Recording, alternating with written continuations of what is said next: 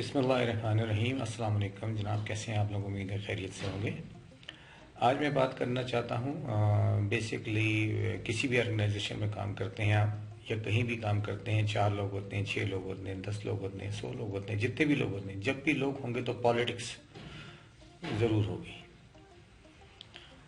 Politics का शिकार यकीनन आप लोग भी होंगे, फेस भी करते होंगे या किसी पॉलिटिकल ग्रुप का पार्ट भी बने होंगे। पॉलिटिक्स ज़रूरी नहीं है कि कोई बाकायदा ग्रुप का अनाउंस किया जाए। लोगों की एफिलिएशंस डेवलप हो जाती हैं एक दूसरे के साथ, लाइक माइंड पीपल जिनके साथ आपकी तबीयत ज़्यादा मिल रही हो, तो उनके साथ आपको उठना बैठना बात करना या अपनी चीज़ें शेयर करना ज़्यादा कंफर्टेबल होते हैं आपस में। अच्छा, अगर ये पॉजिटिव रहे तो ठीक है, लेकिन कुछ जगहों के अंदर, कुछ ऑर्गेनाइजेशंस के अंदर ये नेगेटिवली डेवलप हो जाती हैं। आप लोगों ने खुद भी फेस की होंगी। मैं अपना इसी हवाले से वाक़या सुनाता चलूँ कि एक कंपनी में जॉब हुई मेरी as a medical representative. Z S M साहब ने मेरा इंटरव्यू किया था क्योंकि मेरे ग्रुप में एरिया मैनेजर की जगह भी खाली थी। जेड एस एम साहब ने इंटरव्यू किया, सिलेक्शन हो गया मेरा, और उन्होंने मुझे कहा कि भई आप फलाने दिन आ जाएं और ज्वाइनिंग दे दीजिएगा, 9 बजे आप आ जाइएगा। मैंने कहा ठीक है सर, मैं इंशाल्लाह टाइम पे पहुंच जाऊंगा। मैं 8:45 पहुंच गया। डिस्ट्रीब्यूशन के ऑफिस में ही जगह दी हुई थी इस कंपनी के लिए, तो मैं ऑफिस के अंदर जाके बैठ गया। यही 8:45 का टाइम था, 15 मिनट पहले मैं पहुंच गया था। तो कोई किसी और ग्रुप के मैनेजर जो हैं, जो मुझे नहीं जानते थे, वो ऑफिस के अंदर आ गए। ऑफिस के अंदर आए और उन्होंने मुझसे सरप्राइजिंगली पूछा, जी आप कौन हैं और क्यों आए हैं? मैंने कहा जी मेरा नाम जुल्फ़िकार है, मेरा भी नया नया सिलेक्शन इस कंपनी में हुआ है। उन्होंने कहा किसने सिलेक्ट किया आपको? मैंने जेड.एस.एम साहब का नाम ले लिया कि जी इन्होंने सिलेक्ट किया है। मैं इंतहे गुस्से में आ गए और मुझे उन्होंने ऑफिस से बाहर निकाल दिया। आप गेट आउट, बाहर इंतज़ार करें। मेरे लिए बड़ा सरप्राइजिंग था, उस कंपनी में मेरे लिए पहला दिन था। मैं खामोशी से बाहर जाके वेट करने लगा। तकरीबन 9:05 पे जेड.एस.एम साहब आ गए। उन्होंने मुझे देखा, कहते हैं अच्छा आप आ गए, आप बाहर क्या कर रहे हैं, अंदर आ जाएं आप।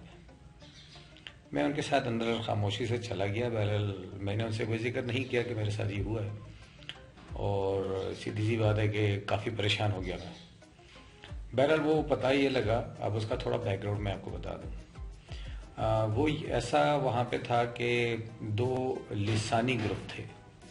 मिसाल के तौर पे मैं कोई और ज़बान बोलता हूँ, आप कोई और ज़बान बोलते हैं, तो उस रीजन के अंदर, उस शहर के अंदर एक लिसानी ग्रुप जो था वो ज़्यादा एक्टिव था, और वो कोशिश ये करता था कि उन्हीं के ग्रुप के लैंग्वेजेस के लोग आए और दूसरे कल्चर वाले या दूसरी लैंग्वेजेस वाले लोग उस कंपनी में ना आए।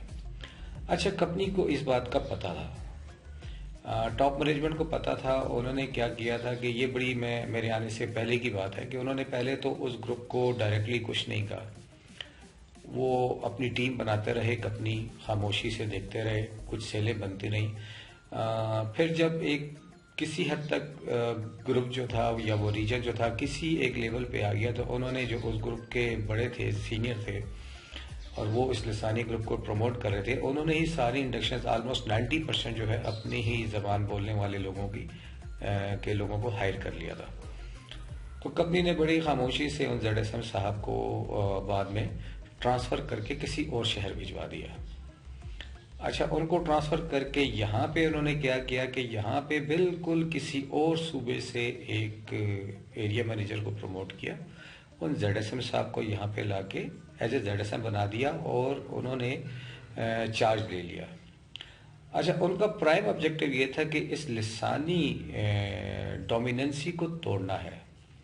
तो उन्होंने बड़ा सिंपल स्टेप्स लिए कि उनके पास जब भी अपॉर्चुनिटीज़ आती रही लोगों की, तो उन्होंने दूसरे कल्चर के लोगों को, दूसरी ज़बान के लोगों को भी उस कंपनी में इंडक्ट करना शुरू कर दिया, जिससे एक मिक्स कल्चर डेवलप हो गया। अच्छा, उनकी स्ट्रेटेजी और जेड.एस.एम साहब की, मैं ज़रा आई वॉज लकी कि मैंने उनके साथ काम किया।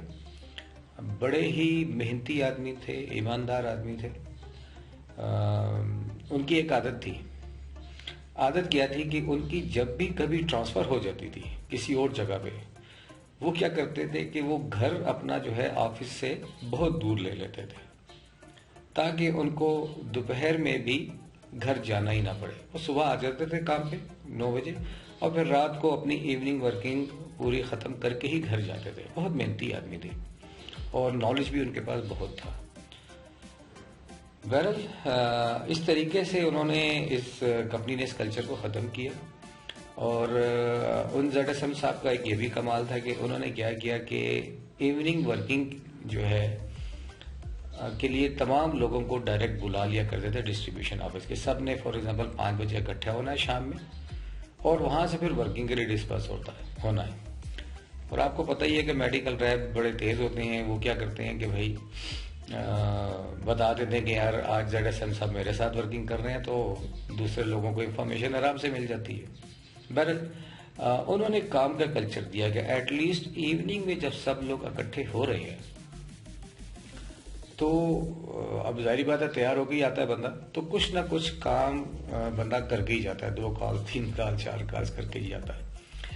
तो खैर इस तरीके से उन कंपनी ने बड़े स्लोली एंड ग्रेजुअली उस रीजन के कल्चर को चेंज किया और टीम को एक पॉजिटिव एनवायरनमेंट में लेकर आए, मेरिट के एनवायरनमेंट में लेकर आए, और कंपनी ने फिर ग्रो भी किया बहुत ज़्यादा उस कल्चर से, उस रीजन से। तो बहरहाल ये मैं अपना थोड़ा सा बता रहा था कि ये तो कि भाई पॉलिटिक्स आपको हर जगह पे देखनी पड़ती है। इत्तेफाक से मैंने बाहर भी काम किया हुआ है, पाकिस्तान के ऑलमोस्ट हर शहर में काम किया हुआ है और काफ़ी कंपनीज में भी काम किया हुआ है। तो हर जगह पे पर्सनल लाइक्स डिसलाइक्स होती हैं, लेकिन उससे निपटने का एक ही तरीका है। वो क्या है कि आप जो है जिसे कहना चाहिए कि अपने काम से काम रखें और अपनी परफॉर्मेंस पे कंप्रोमाइज न होने दें। और शायद मेरी अर्ली प्रमोट होने की वजह ये भी थी कि मैंने उन ग्रुप्स के ऊपर तवज्जो नहीं दी और अपने काम से काम रखा, और जो कंपनी ने टास्क दिया कोशिश यही की कि अपना 100% दूं। तो बहरहाल आप लोगों से भी इल्तिमास यही है कि बजाय किसी ग्रुप का हिस्सा बनने के, आप अपने आप को फोकस रखें अपने काम के ऊपर और अपने रिजल्ट्स के ऊपर। बाकी नताइज जो हैं वो अल्लाह ताला के हाथ में होते हैं। अगर आपने मेहनत की है, ईमानदारी से काम किया है, तो उसका रिवार्ड आपको जरूर मिलेगा। अस्सलाम वालेकुम।